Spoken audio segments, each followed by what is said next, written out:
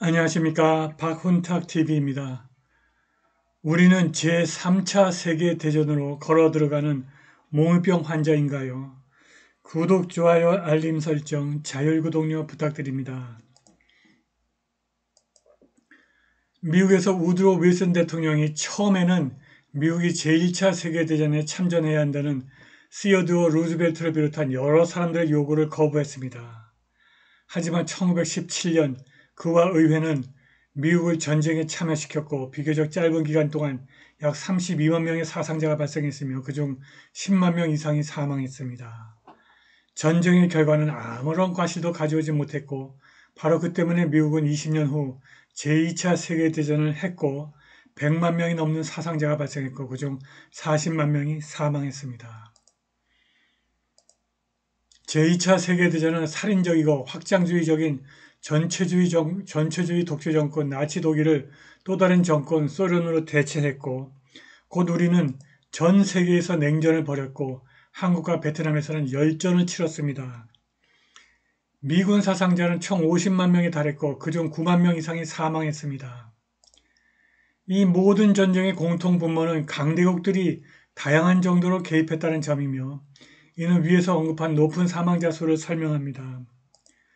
미국이 우크라이나 전쟁에 깊이 개입할수록 우리는 몽유병자처럼 더 광범위한 강대국 분쟁으로 치닫게 될 가능성이 높아집니다. 미국과 유럽 동맹국들은 러시아 본토를 더 위협하기 위해서 심해 무기에 대한 제한을 해제하고 있습니다. 린지 그레이엄 상원의원과 척 그레슬리 상원의원 같은 영향력 있는 의원들은 푸틴 정권에 대한 강력한 경제 제재를 요구하고 있습니다. 돈 베이컨 하원의원, 공화당 네브라스카 하원의원입니다. 돈 베이컨 하원의원은 미국이 우크라이나에 더 많은 살상 무기를 공급해야 한다고 주장합니다. 베이컨 의원은 X에 미국과 동맹국들은 우크라이나를 완전히 무장시키고 러시아에 최대 제재를 가하고 3천억 달러에 달하는 러시아 해외 자산을 몰수해야 한다라고 썼습니다. 뉴욕 포스트에 따르면 81명의 상원의원이 크레물린에 대한 제재와 러시아산 석유, 가스 및 기타 제품을 구입하는 국가의 수입품에 500% 관세를 부과하는 법안에 대한 지지를 약속했습니다. 미국의 유럽 동맹국들도 비슷한 의견을 표명했습니다. 한편 미국 외교정책 기득권과 언론 대변인들은 트럼프가 우크라이나 지원을 위해서 더 많은 노력을 기울여야 한다고 주장합니다. 블룸버그 칼럼니스트 할 브렌즈는 우크라이나 지원이 미국의 큰 투자였다고 주장하며 우크라이나 분쟁을 트럼프 전쟁으로 규정하고 러시아에 대한 강력한 제재를 가할 것을 대통령에게 촉구했습니다. 워싱턴 포스트 칼럼니스트 조지 윌은 만일 미국이 우크라이나에서 패배할 경우 막대한 대가를 치르게 될 것이라고 주장합니다. 오바마 대통령의 러시아 주재대사 마이클 맥폴은 우크라이나의 나토 가입을 원하고 있습니다. 우크라이나를 미국의 전쟁으로 만들고자 하는 사람들의 명단은 셀 수 없이 많을 것입니다. 트럼프는 최근 러시아의 우크라이나 군사 공격 확대에 대해 푸틴을 비판했습니다. 트럼프는 그의 강경한 언행으로 주변국들로부터 박수를 받을지 모르지만 미국의 전쟁 개입을 확대하려는 충동은 억눌러야 합니다. 서방은 푸틴을 악당이자 무자비한 통치자로 간주하고 있고 우크라이나 국민은 러시아의 침공으로 고통을 받고 있으나 이러한 사실만으로 우크라이나가 미국의 핵심 이익이 되는 것은 아닙니다. 1914년 몽유병 환자들은 발칸반도의 분쟁을 제1차 세계대전이라는 전 세계적인 재앙으로 바꿨습니다. 역사가 리얼 퍼거슨은 그의 저서 전쟁의 연민에서 돌이켜보면 영국은 결코 제1차 세계대전이 참전국이 되어서는 안 된다고 설득력 있게 주장했습니다. 그는 독일이 세계 패권을 노리지 않았다고 썼습니다. 독일의 전쟁 목표는 기껏해야 동유럽에서 러시아의 세력을 약화시키고 발칸반도에서 러시아의 동맹국인 오스트리아를 지원하며 어쩌면 프랑스 식민지 일부를 획득하는 것이었는데 이 모든 것이 영국의 이익에 반하는 것이 아니었습니다. 독일은 영국과 해군 군비 경쟁을 벌였지만 결국 패배했습니다. 제1차 세계대전 당시 영국의 해군력은 거의 아무런 방해도 받지 않았습니다. 세계적 제국주의에 기반한 영국의 호전성은 유럽 전쟁을 세계대전으로 변모시켜 세계 대륙 대부분에 영향을 미쳤습니다. 오스트리아 헝가리와 세르비아 간의 전쟁으로 시작된 이 전쟁은 인류 역사상 가장 피비린내 나는 세계 향방을 결정지은 세계적인 갈등으로 끝났습니다. 독일이 제1차 세계대전에서 제한된 목표를 달성했더라면 히틀러는 1930년대에 집권하지 못했을 것이고 러시아는 볼세비키의 굴레에서 벗어날 수 있었을지도 모릅니다. 홀로코스트, 홀로도모르, 우크라이나 대기근, 제2차 세계대전, 대약진 운동이나 문화대혁명, 한국전쟁이나 베트남 전쟁도 없었을 것입니다. 이 모든 사건은 제1차 세계대전에서 비롯되었습니다. 러시아와 우크라이나의 전쟁은 여전히 지역전쟁이지만 유럽의 다른 강대국들과 미국의 개입은 양측 모두 핵무장 세력이 개입하는 세계대전으로 변질될 위기에 처했습니다. 최근 우크라이나의 드론 공격으로 러시아 내륙 깊숙한 4곳의 기지에 배치된 러시아 전략 폭격기 40여 대가 파괴된 것으로 알려지면서 이는 더 큰 전쟁을 촉발하는 계기가 될 위험이 있습니다. 우크라이나가 미국이나 나토의 개입 없이 이 작전을 수행할 수 있었다고 믿을지는 의문입니다. 트럼프는 미국의 개입을 확대하기 전에 제3차 세계대전에서 전사할 미국 장병들의 가족들에게 어떤 말을 할지 생각해 보아야 합니다. 당신의 아들 또는 딸은 우크라이나를 위해 죽었습니다. 만약 이 대답이 충분하지 않다면 그리고 충분히 좋지 않다면 그는 큰 비극을 피하기 위해서 몽유병 환자들을 깨워야 할 것입니다. 역사를 통틀어 대부분의 강대국들은 전쟁의 노력을 뒷받침하기 위해서 오랫동안 거짓말을 해왔습니다. 하지만 이러한 노력은 20세기에 들어와서 규모가 커지고 정교해졌으며 주로 대중매체의 중앙 집권화되는 기관의 도움을 받았습니다.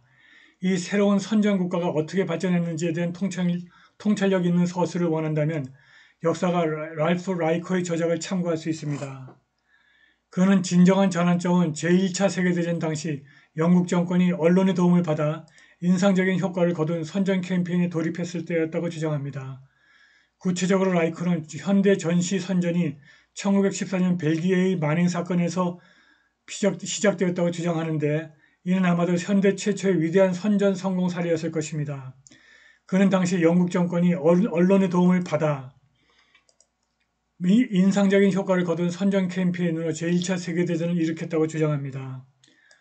라이커는 조작된 1914년 벨기에의 만행 사건이 아마도 현대 최초의 위대한 선전 성공 사례였을 것이고 바로 이것이 제1차 세계대전을 만들었다고 주장합니다. 라이커가 말한 이야기는 벨기에에서 독일의 침략 행위를 과장되게 부풀리고 독일인이 유럽의 무명화된 프랑스인과 영국인과 달리 야만적인 민족이라는 메시지를 전달하려는 영국의 조직적인 캠페인의 일환이었습니다. 이는 주로 브라이스 보고서로 알려진 영국 정부의 공식 보고서에 기반을 두고 있었습니다. 이 보고서는 대량 강간, 손이 잘린 아이들, 수녀 학대, 헛간문에 십자가형을 당한 캐나다 군인들에 대한 근거 없는 주장을 수도 없이 쏟아냈습니다. 이는 전 세계 곳곳에서 공포와 반독일 열광을 불러일으켰습니다. 하지만 한 가지 문제가 있었습니다. 거의 모든 것이 거짓말에 기반을 두고 있었다는 것입니다. 라이커는 이렇게 썼습니다. 벨기에의 만행에 대한 이야기는 무엇일까요? 벨기에의 만행은 조작된 것입니다. 날조된 것입니다. 가짜였습니다. 사진은 파리의 유명한 건물에서 촬영되었습니다. 무대 세트는 파리 오페라를 위해서 디자이너들이 디자인했습니다. 이야기는 허구로 만들어졌고 영국 선전을 통해 전쟁의 또 다른 무기로 특히 중립국의 마음을 사로잡기 위해 퍼뜨렸습니다. 이로 인해 독일에 대한 여론이 크게 악화되었습니다.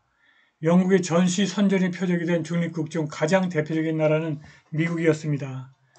영국 정권은 미국이 영국 편에서 전쟁에 참여하기를 간절히 바랬고 영국은 미국에게 영국이 억제할 수 없는 악의를 가진 적과 싸우고 있다는 것을 납득시키는데 거의 모든 노력과 비용을 아끼지 않았습니다.